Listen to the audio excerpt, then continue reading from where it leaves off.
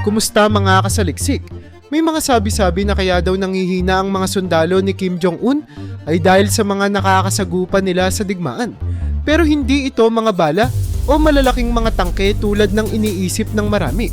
Ang nagpapahinga kasi sa mga North Korean soldiers na sa kauna-unahang pagkakataon ay nagawang makalabas sa kanilang bansa ay mga bagay na hindi pa nila nakikita sa kanilang buong buhay.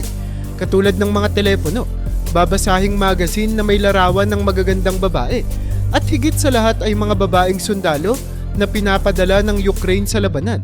Pero bago natin talakayin yan ay alamin muna natin kung saan naumpisa ang lahat. Sa gitna ng matinding digmaan sa pagitan ng Russia at Ukraine, lumutang ang kwento ng mga babaeng sundalo na walang takot na humaharap sa mga hamon sa unahan ng labanan. Mula nang magsimula ang pananakop ng Russia sa Ukraine, tumaas ng malaki ang bilang ng mga babaeng voluntaryo na sumama sa hukbong sandatahan ng Ukraine.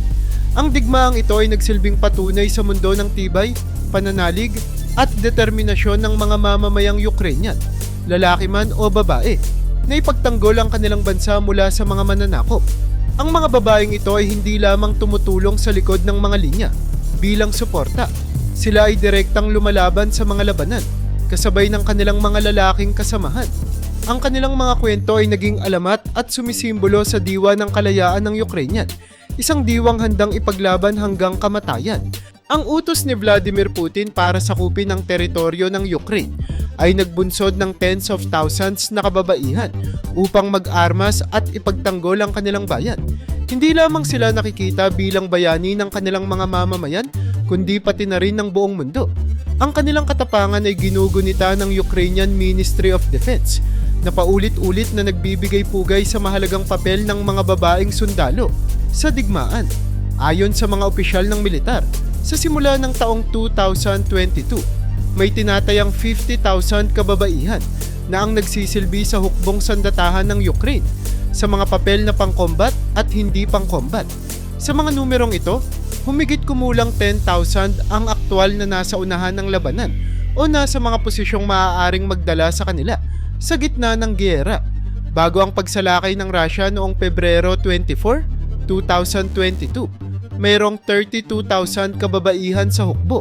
Subalit sa halos 3 taon ng digmaan, libo-libong kababaihan ang sumali bilang voluntaryo at sinanay upang maging bahagi ng pinalawak na puwersa ng militar ng Ukraine.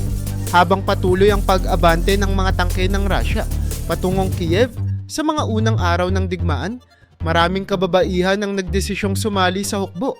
Ipinakita nila ang kanilang lakas ng loob sa pamamagitan ng pagsasanay para sa labanan at direktang pakikibahagi sa mga operasyon laban sa mga mananakop. Sa kasalukuyan, ang bilang ng mga babaeng sundalo ay higit pa sa doble mula sa mga unang bilang noong simula ng digmaan. Umabot na sa higit 700,000 ang kabuuang lakas ng hukbong sandatahan ng Ukraine at higit 100,000 dito ay mga kababaihan. Bagamat madalas na minamaliit ang kakayahan ng mga kababaihan sa hukbo, patuloy nilang pinatutunayan ang kanilang husay. Sa gitna ng digmaan, sila ay naging inspirasyon sa kanilang mga kasamahan, nagtataguyod ng patriotismo at determinasyon upang labanan ang mga mananakop hanggang sa dulo. Ang malaking bilang ng mga babaeng sundalo sa Ukraine ay nagpapakita rin ng matibay na tradisyong feministiko ng bansa. Ngayon, ang mga babaeng sundalo ng Ukraine ay hindi lamang mga mandirigma. Sila rin ay mga tagapagbigay ng pag-asa at lakas ng loob sa kanilang bansa. Ang kanilang kabayanihan ay kinikilala hindi lamang sa kanilang sariling bayan, kundi sa buong mundo, bilang mga tunay na simbolo ng kalayaan, lakas at hindi natitinag na espiritu ng mamamayang Ukrainian.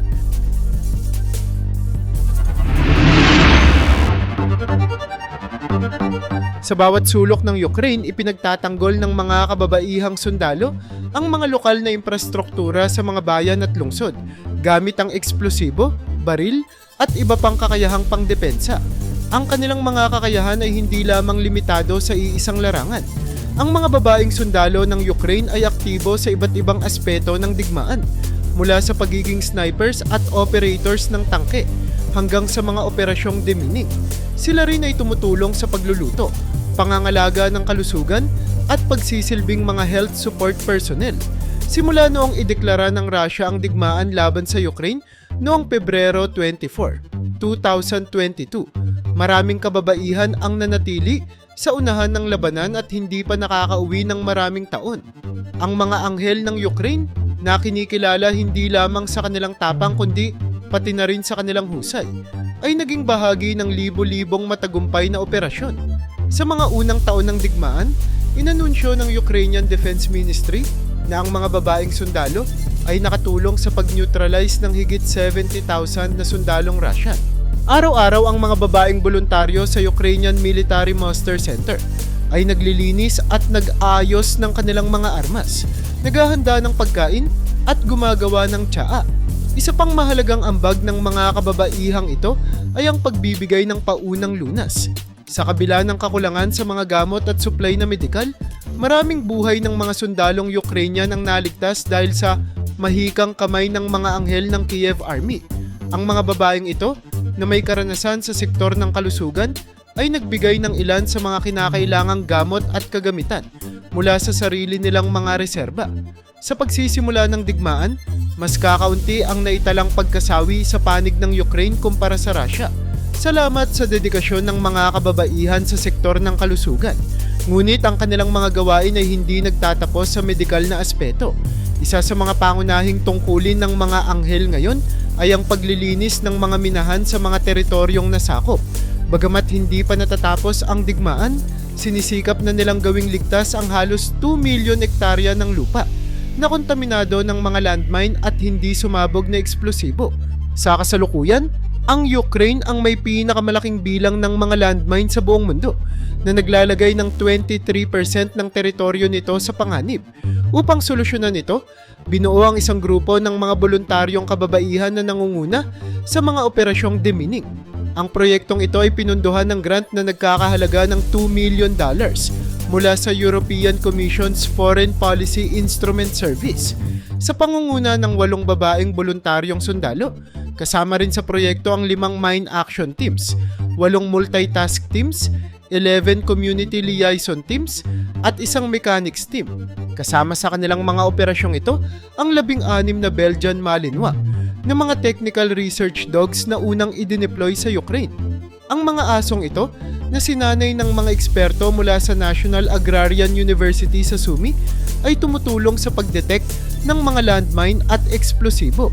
Ang proyekto ay patuloy na nagdadala ng pag-asa at proteksyon sa mga mamamayan ng Ukraine, habang ang mga kababaihan ng bansa ay nananatiling simbolo ng lakas, dedikasyon at di matitinag na espiritu.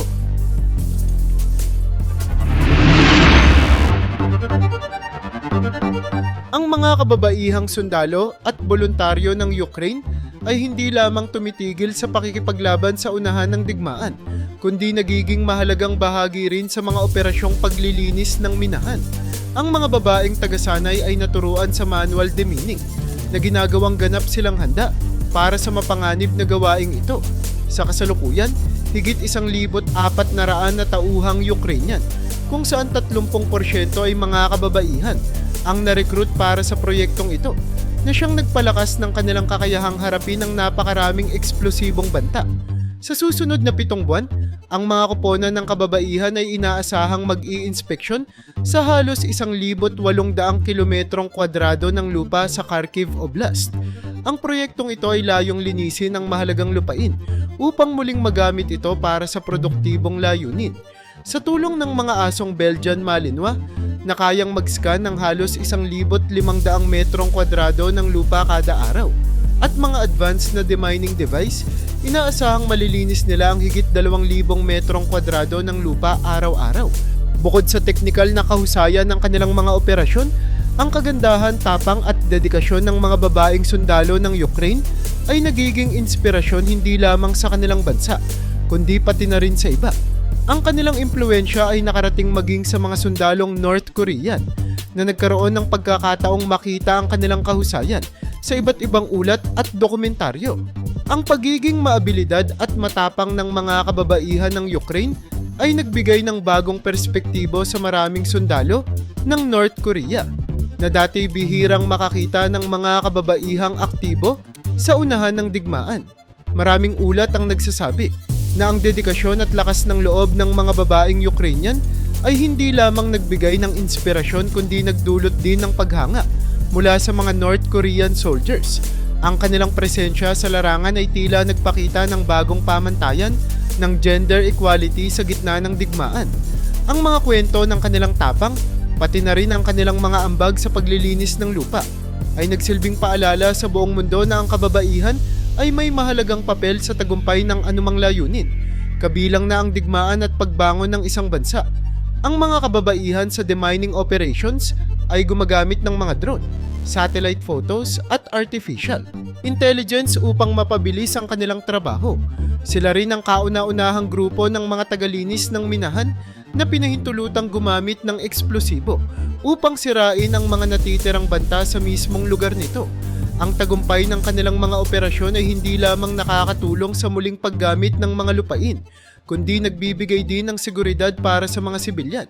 Ang kabuuang gastusin para sa demining operation sa Ukraine ay inaasahang aabot sa 34 na bilyong dolyar.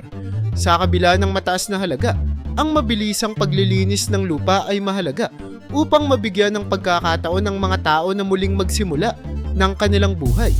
Sa kasalukuyan, ang Ukraine ay may 4,000 tauhan sa demining, ngunit hindi pa rin ito sapat para tugunan ang malawak na problema ng mga minahan sa bansa. Ang kakulangan na ito ang siyang pinupunan ng mga kababaihan na patuloy na nag-aalay ng kanilang panahon at kasanayan. Ang mga babaeng Ukrainian ay naging simbolo ng tapang at determinasyon. Sa gitna ng digmaan, sila ay hindi lamang mandirigma kundi mga leader din sa pagbibigay ng tulong at suporta sa mga nangangailangan. Mula sa pagluluto, pagtatahi at pangangalaga sa mga sugatang sundalo hanggang sa pagpapakilos ng tulong para sa mga refugee. Ang kanilang mga ambag ay nagpapatunay sa kanilang mahalagang papel sa lipunan. Ang kanilang impluwensya ay patuloy na lumalawak, nagiging inspirasyon hindi lamang sa kanilang sariling bayan, kundi sa buong mundo, kasama na ang mga sundalong mula sa ibang bansa tulad ng North Korea.